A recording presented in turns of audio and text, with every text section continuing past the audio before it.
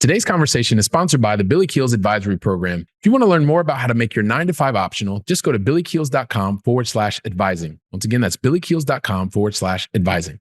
You're listening to the Going Long podcast, the #1 podcast for the strategies, tactics, and actions high wage earners need for living an intentionally designed life of wealth and resilience.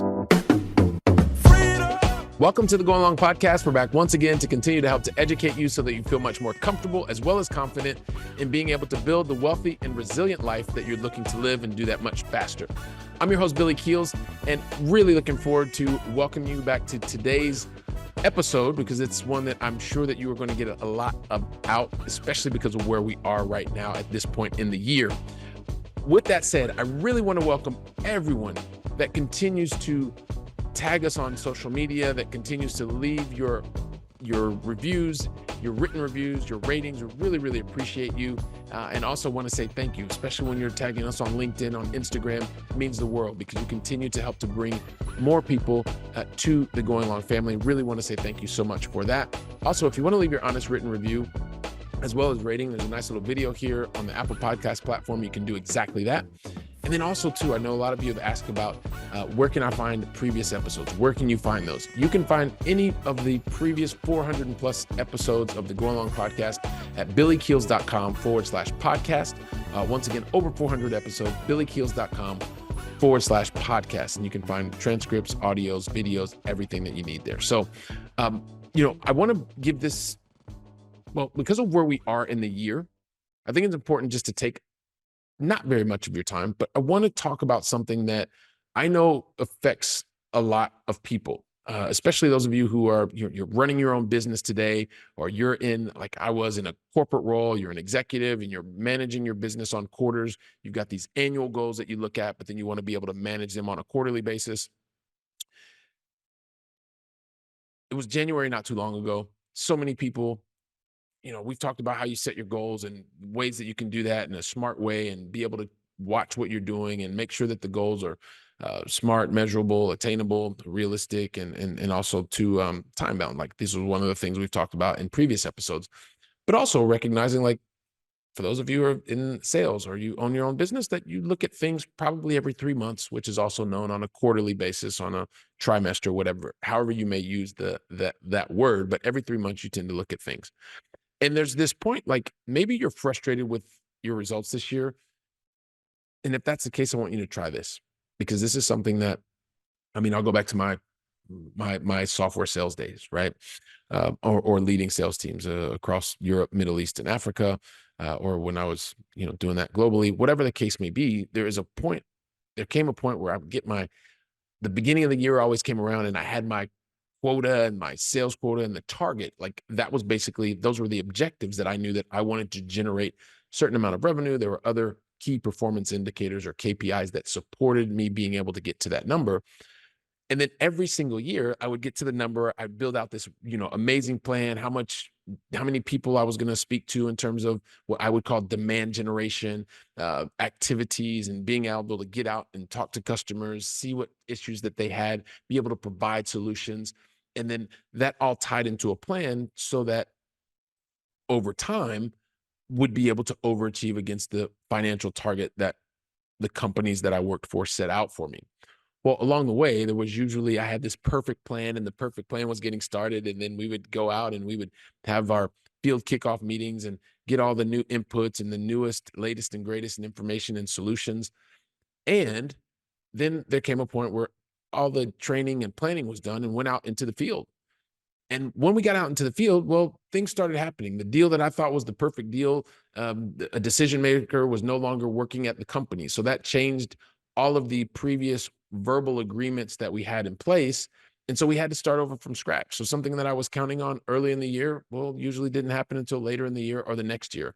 Or there was an opportunity that came out of nowhere that I had not really anticipated, but there was a new law that came up. And so clients had to have certain applications or certain solutions in place by a certain date. So life started happening. So that perfect plan that I had was no longer perfect. But you know what? Through recognizing that things don't always work out as they were, what I found was, given the year long target, the first quarter or the first 3 months of the year was the moment for me to be able to check in on and to say, okay, well, what was happening? Well, maybe it's not the first 3 months, maybe now it's the first 4 months. But whatever the case may be, you're checking in with yourself, right? Because if I think about where we are in the year, like 33.3% of the year has already gone by. And if you're still realizing that you are ahead of your target, you're on target, or you're behind target, what I want to share with you is something that I consistently use. It's something that has helped me in the past. And I'm very confident that when you ask yourself these three questions and you give yourself an honest answer, that you're putting yourself in the best position for success to be able to overachieve against the goals that you set for yourself at the beginning of the year. Now, this time we're going to break the year into every 4 months because we've just gotten through the first fourth month of the year. And the idea is to say, you know, your situation, you know what the goals were that you said in the beginning of the year. And so now I want you to ask yourself the following three questions, because if you're frustrated that you're still not where you wanted to be, or you want to be even further ahead, try these three questions, right? The first question I always ask is, and I would ask myself in the past is, are you on track to achieve 100% of your goals? If you are, do you know why you are? If you're not, do you know why you're not?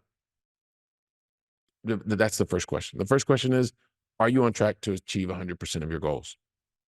After you've answered that question, the next question I typically ask myself, and I would suggest that you ask yourself, is now, have you done the necessary work to be at 100% of the goals that you achieved, that you want to achieve for this year?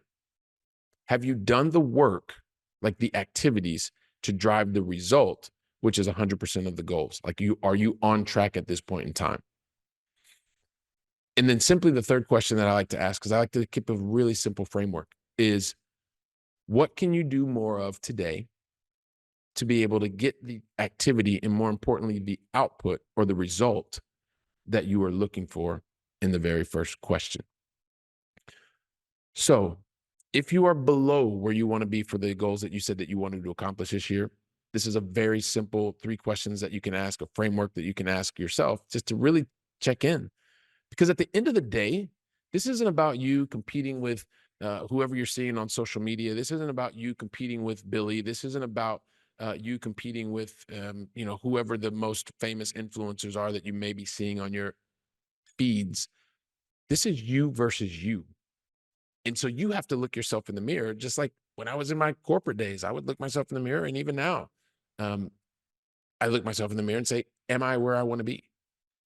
Am I at 100% of the goals given the time we are in the year at 33% of the year already gone by? Have I done the necessary work? Have you done the necessary work? And then lastly, can you do more? And if you can, what can you do more of in order to start to drive the necessary work to be done to get the result that you're looking for, to get on track to 100%, and more importantly, to be over 100%?